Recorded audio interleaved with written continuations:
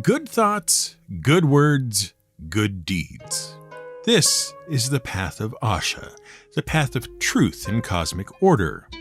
From this comes the life force given by Ahura Mazda, the wise Lord, who is all good.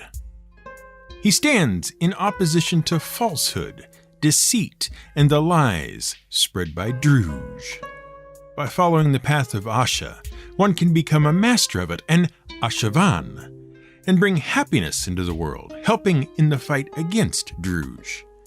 The requirements are simple. Among them, follow the path of Asha, spread happiness through charity, recognize the spiritual equality and duty of both men and women alike, and be good for the sake of goodness, without expectation of reward. Because that's how it works in Zoroastrianism. Good happens for those who do righteous deeds, not for reward, but for their own sake. Those who do evil are said to be attacked and confused by the Druj, and are responsible for aligning themselves back to Asha by following the path. It's not that Druj is the evil versus the good of Ahura Mazda. Rather, that Druj is the absence of truth and order. It is the lie that all followers of Zoroastrianism are meant to oppose. Which makes what Darius did kind of puzzling. Remember that Cyrus had expanded the Persian Empire into the largest empire ever seen, and then died, leaving it all to his two sons, Cambyses and Bardia. Cambyses got to rule the empire, and Bardia got to play what amounted to second fiddle. Granted, it was the sort of second fiddle that got to more or less rule all of the eastern portion of the Persian Empire without interference, but it was still second fiddle. Eventually, with Cambyses and all the big nobility out in Egypt for years on end, the Persian people left back home got a bit tired of it all and decided they needed someone else in charge, someone who was home on a Thursday night and remembered to haul the trash out to the curb every week. Someone like Bardia. And of course, with the empire in turmoil, Cambyses finally decided to hurry back home and do some damage control. Except he never made it. Somehow or other, he managed to impale his leg on his own sword. The wound turned bad, and he died without ever getting back home. Which left all his generals, who were also the very well-off nobles of Persia, stranded out in the middle of Syria somewhere, without much of anything to do while Bardia seized the Persian throne. Except, it seems everyone got Bardia wrong. Sure, he was pleasant enough while following his father Cyrus's instructions, but pretty much as soon as he had the place to himself, he started levying taxes on all the folks who weren't close personal friends, like those nobles stuck in traffic in Syria. And that pretty much upset everyone. On the one hand, because if you were one of those nobles, all your land and money and slaves just disappeared. And if you weren't one of those nobles, sure, you might be more or less on Bardia's side, but it sure did look deceitful and underhanded, and definitely was not what people were expecting Bardia to do. Meanwhile, Cambyses and Bardia's nth cousin, Darius, was part of the contingent in Syria.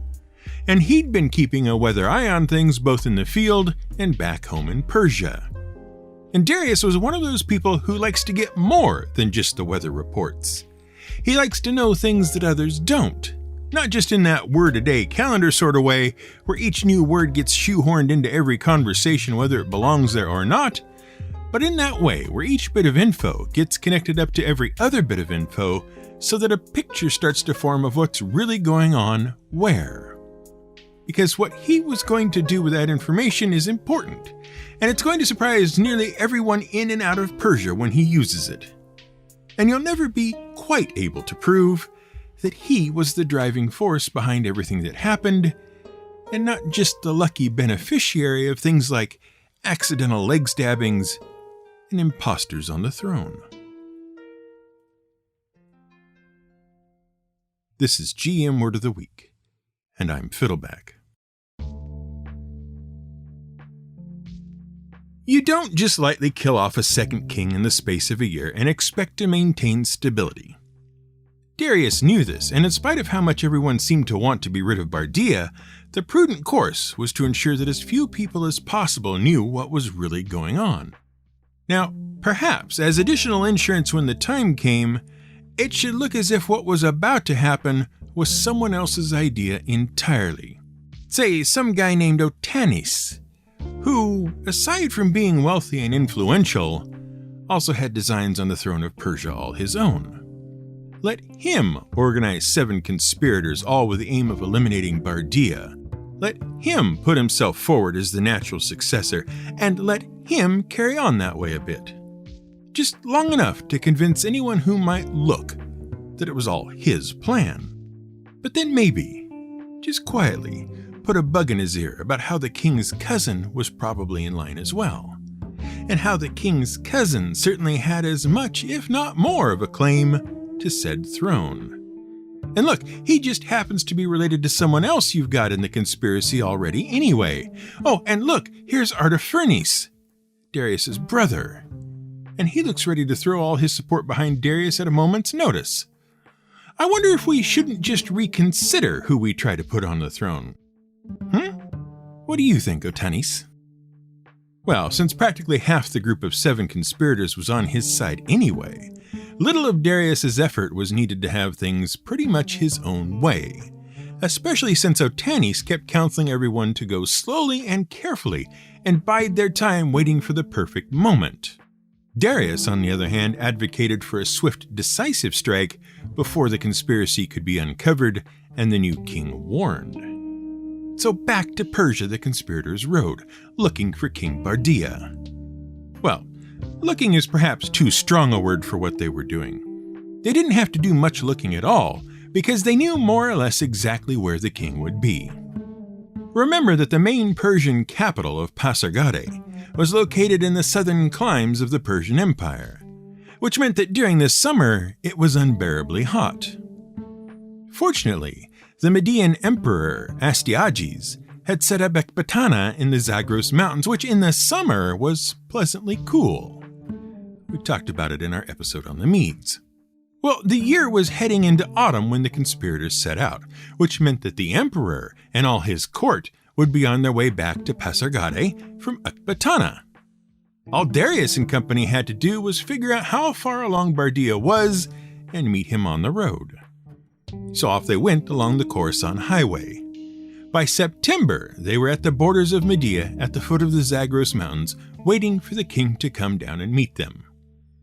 They didn't have long to wait.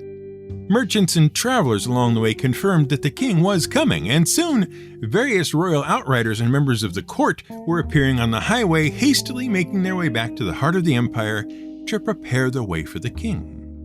And then word reached the conspirators that white horses had been seen in a nearby valley. And if you listen to our episode on white horses, you'll know that they are often considered auspicious, and so it was in Persia. Well, everyone knew that the white horses of Media were the best there was, and even more importantly, everyone knew that the horses were in some way connected with each and every king of Persia. It was a dead certainty that Bardia would divert from his course to go see the sacred herd. Even more so because Bardia needed to legitimize his rule. He knew he was in trouble and that much of Persia was against him where they had once been for him.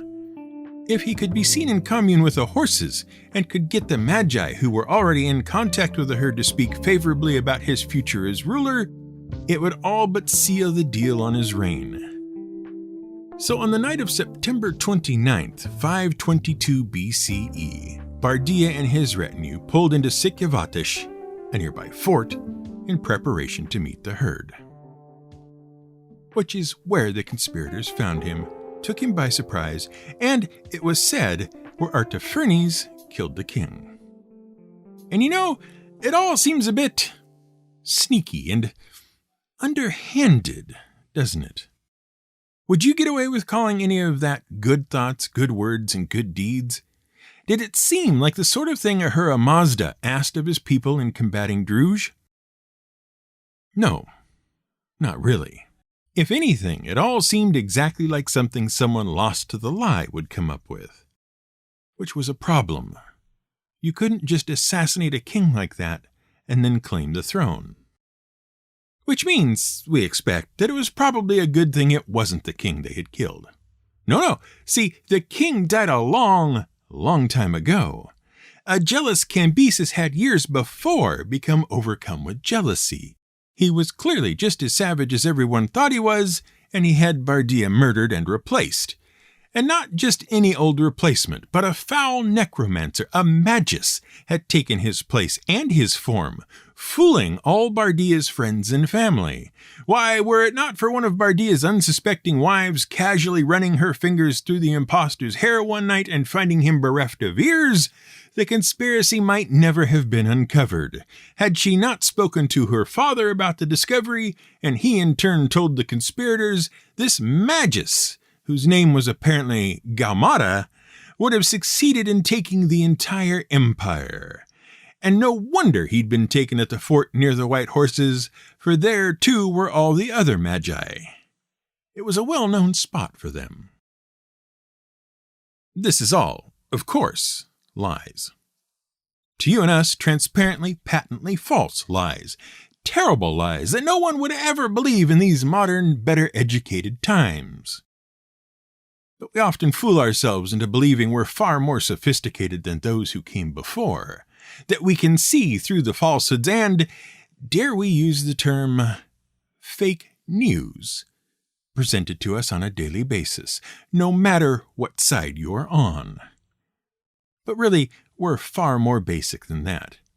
What we really do is glare menacingly at anything we don't agree with and label it lies, while giving a soft pass to things that are obviously clearly correct. And we can tell they're correct because we agree with them from the start. Well, it was no different for the Persians of Darius's time, and Darius knew it. The greatest tragedy that could befall the entire empire was to have it fall into the hands of the lie. And by offering the story they did, practically before the king had started cooling, Darius and the conspirators became, if not actually heroes, then saviors of the empire.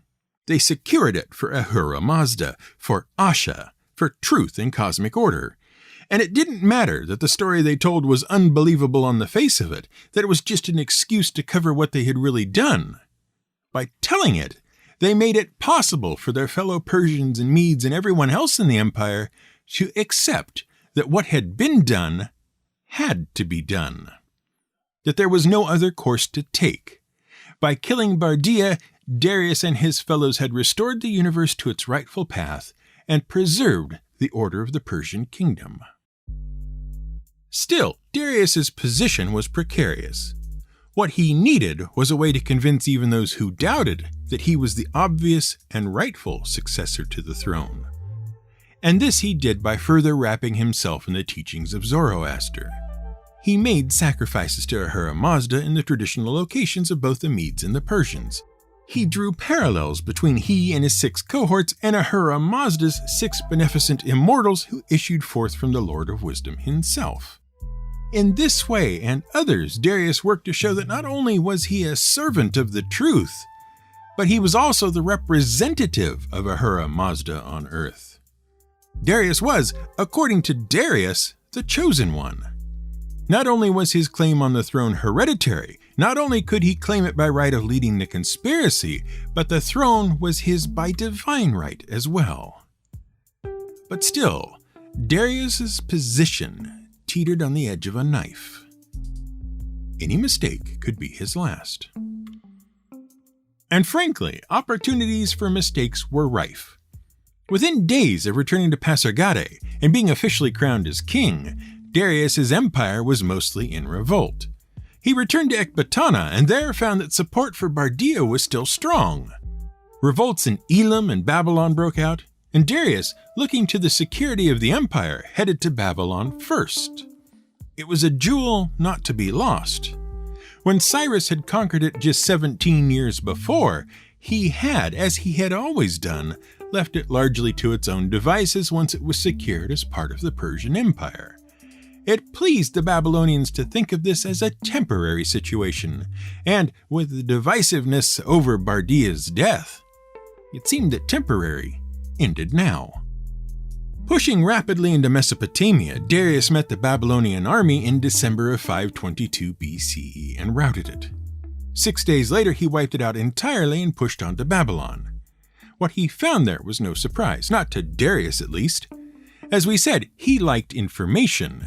Spies and informants had been in the city well ahead of the Persian army, and so finding it in a shamble was just what Darius expected. Home to some 250,000 people, Babylon was divided in both loyalty and purpose along several lines. The priests and the businessmen looked at Darius and his army as an opportunity, while the regular citizens, if there could be said to be any since Babylon was a crossroads of displaced people and ethnic minorities not native to Mesopotamia itself, seemed all too eager to greet an army and ruler who looked upon the city as already belonging to him, and who could make the case that once again, supported by the Babylonian priesthood, Darius was no more than claiming what was his by divine right and once more protecting the city. They opened the gates to the Persians, and Darius claimed the city's crown. Unfortunately, it did nothing to quell rebellion elsewhere in the empire. Elam and now Bactria, Bardia's old home turf, were in revolt. Then Persis, Media, Parthia, Assyria, and Egypt. Everywhere he looked, a portion of the Persian Empire was trying to fall away, and Darius's grasp on them was slipping. Fortunately, the 7 conspirators were still loyal, and so was the vast and very capable Persian army. Within a single year, Darius managed, with their help, to quell all the revolts and secure the empire once more. But how? How do you go from most of the biggest empire the world has ever seen falling apart around you to stability inside of a year? Even assuming you have the greatest generals ever on your side commanding the best and biggest army ever, how do you sort it all out in just a year and never have to deal with it again? At Mount Behistun in the Kermanshah province of Iran, high up on a cliff, is the Behistun inscription. It is one of the most important inscriptions in the world. Second, perhaps, only to the Rosetta Stone. See, without the Behistun inscription, it is unlikely we would ever have learned how to decipher Mesopotamian cuneiform, because written on the cliff face in 3 different forms of cuneiform, Old Iranian, Elamite, and Babylonian, are the words of King Darius the Great himself. Once the Old Iranian inscription was deciphered, it unlocked the key to deciphering the other 2. The inscription depicts a bearded Darius with a foot upon the neck of Gaumata, while behind him a rope ties 9 other would-be kings together at the neck, and each and every one of them carries an inscription declaring them to be liar kings who attempted to claim power in the chaos following Bardia's death. And fortunately for our purposes, Darius explains exactly how he put down each rebellion and secured the empire. The Elamites were sent what might have been an envoy, or might have been something else entirely, who took the pretender king of Elam captive and brought him to Darius, who then killed him. And then the Babylonians got Darius's personal attention, as we have heard. Then Elam again, where someone didn't get the message the first time and thought they might like to be king too, but now, being on friendlier terms with Elam since the first pretender was removed, the people of Elam took care of the problem for Darius and killed the new pretender themselves. A Mede named Phraortes led a revolt in Media and took the throne there. Darius appointed a Persian named Hydarnes to lead the combined Median-Persian army against Phraortes. That's right, the Median army was still on Darius's side. Well, you can imagine how things went when the rebels met the combined army. They were defeated, and Hydarnes camped in the Median district of Campanda to await Darius's arrival. Near the start of May 521 BC, Armenia revolted. Darius appointed an Armenian named Adarsi to head another portion of the Persian army, which then marched into Susa in Armenia and gave battle to the rebels there. However, having more rebels than good sense, it seems, the Armenians would stage another 2 rebellions against the troops led by Dadarsi, and a further 2 against a second contingent of Persians led by a man named Valmisa. Once all was said and done, some 2 months had passed, the rebellion had been put down, and both generals awaited Darius's arrival in Armenia.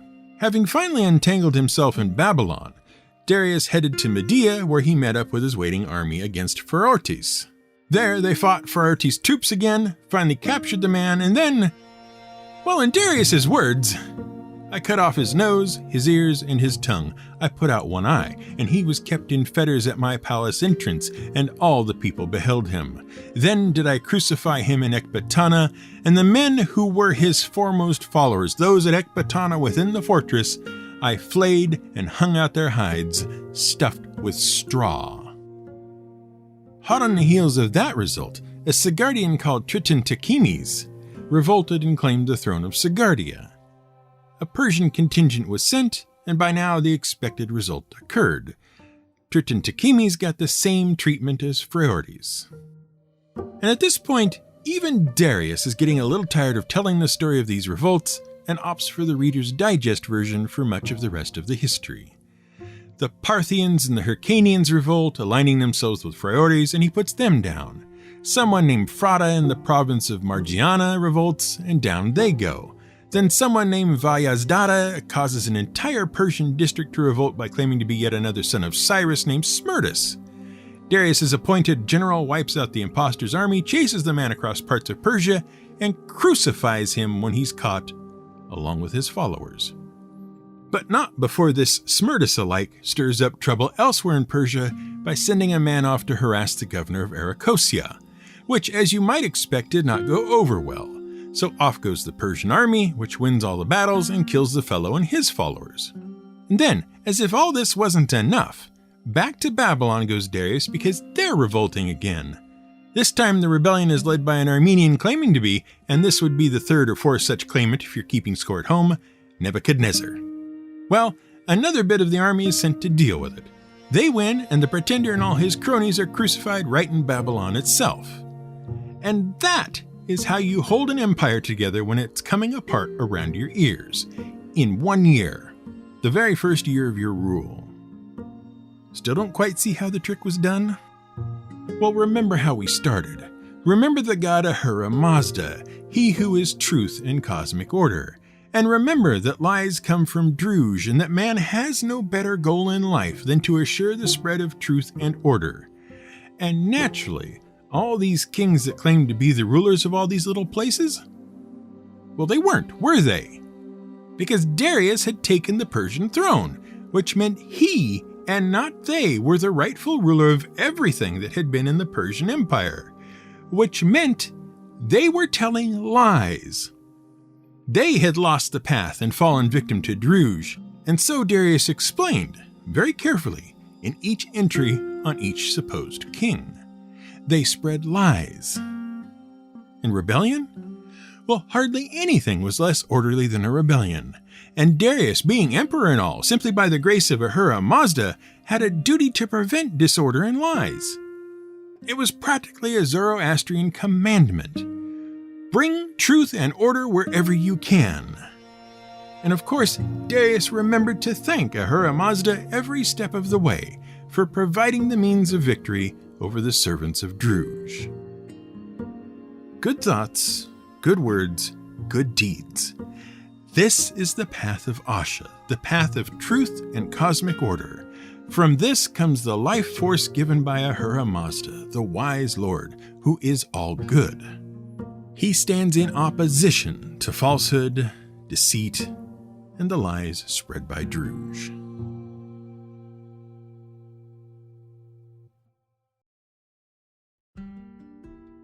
Thanks for listening to part 3 of our Persian series. There's only one more to go, and then we'll be ready to move on to new topics in May. If you've enjoyed the series so far, why not head over to gmwordoftheweek.com and check out the various methods of supporting the show we offer. You can become part of our regular supporters who help keep the show ad-free and allow us to pursue month-long topics like this one, as well as single-serving one-shot episodes. In a very real sense, it is the support of our patrons that make it possible for us to indulge our curiosity and share what we find with you. Once again, this episode is well served by the book Persian Fire by Tom Holland. This episode was researched, written, and produced by Brian Casey, who hasn't carved anything into any rocks. Yet. Music was provided by Blue Dot Sessions. This Is What I Did by the favor of Ahura Mazda. In one and the same year after that I became king. 19 battles I fought. By the favor of Ahura Mazda, I smote them and took prisoner 9 kings.